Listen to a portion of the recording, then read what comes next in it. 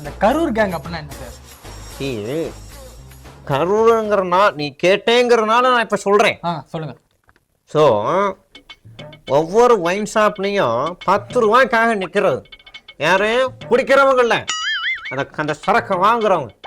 இப்போ நான் வாய்ஸ் எடுக்கிறேன், ஆனால் அது வந்து பார்த்தா தசவதாரத்தில் ஒரு கமல்ஹாசன் வாய்ஸ் வருது.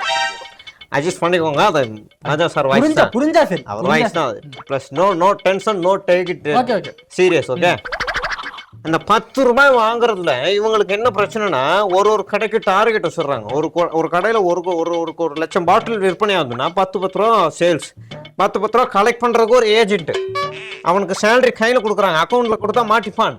அவன் கையில் கொடுத்தா அவனை கலெக்ஷன் மட்டும், அவன் கலெக்ஷன் ஏஜென்ட் அப்படி கலெக்ட் பண்ண வைக்கிறது. இப்போ ஒரு கடைக்கு 12 கேஸ் பியர் இறக்கணும் டார்கெட், ஆனால் 20 கேஸாக கொடுக்கறது.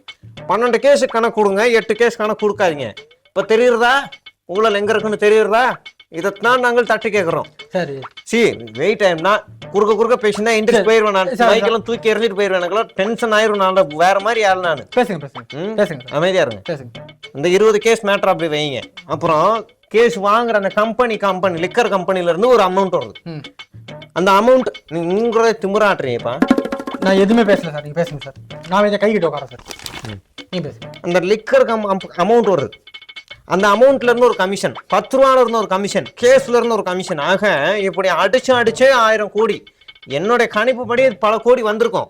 இல்ல சார், நான் எதுக்கு கேட்கறேன் அப்படின்னா, இப்போ உங்க பூக்கட்சி வந்து பல மாநிலங்கள் இருக்கு சார், அங்கேயுமே இந்த மாதிரி ஊழல்கள் நடந்துகிட்டு தான் இருக்கு. நீ யார் ஆளு? நீ என்னன்னு சொல்லி என்ன இன்டர்வியூ கூட்டம் வந்த?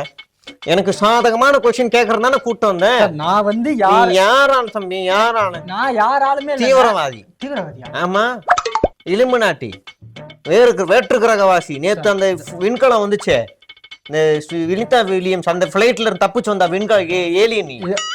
ஆமா, நீ கேள்வி கேட்கிறான் சார். இதெல்லாம் தேவையில்ல. என்ன பார்த்தா எப்படி தெரியுது? நான் வந்து ஆங்கர் சார். ஆங்கர்னா கேள்வி பதில் மட்டும் சொல்லுங்க. சும்மா அதுக்கு தேவையில்லாதெல்லாம் பேசாதீங்க சார். வேற என்ன கேள்வி? வேற